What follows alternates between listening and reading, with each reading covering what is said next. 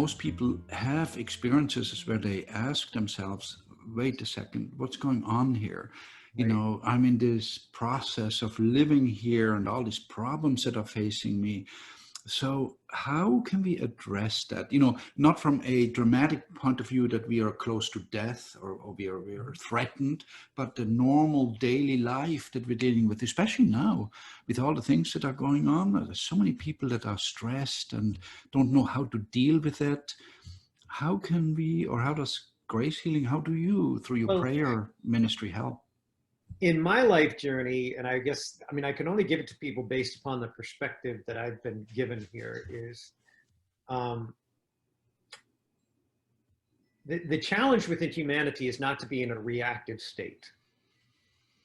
It's not to be in that state where you feel you must have to react to something. Or even in like when you're marrying couples, many times men get in the mode where they immediately want to fix something when the woman only wants to convey their need. They Mm-hmm. want to convey what's on their thoughts. They want to convey what's the consideration. So what I've found in my experience, and I've been blessed to work with tens of thousands of people to see them increased in understanding of God, or physically healed or spiritually healed, or whatever they received from the process. And I've learned that gap is one of the most important things to recognize. You described it, between the incident and the measurable result.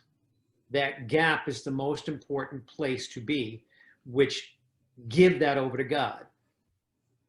If you give that gap over to God, not self-intellect, not emotional response, not reflexive response, godly response, if you do that in a even a single breath, let that be God's breath known within me, that is probably the most important thing a person could do in dealing with simple incidents of daily life, or catastrophic incidents, or emergency circumstances, is give the gap, that moment of recognition that God, you're present here, now.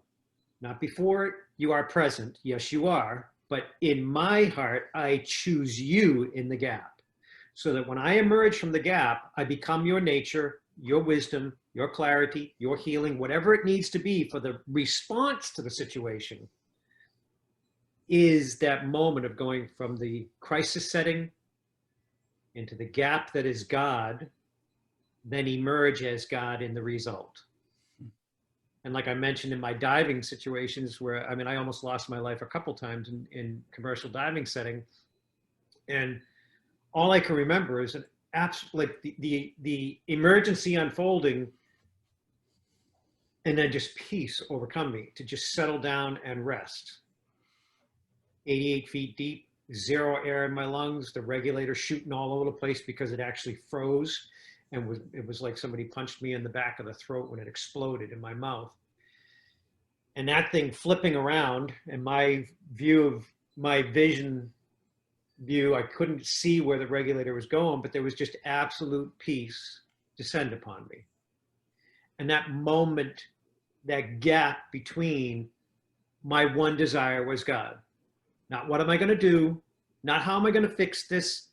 Not what just went wrong? How could this happen? They told me this was an Arctic regulator that's supposed to, you get caught up in so much mind chatter.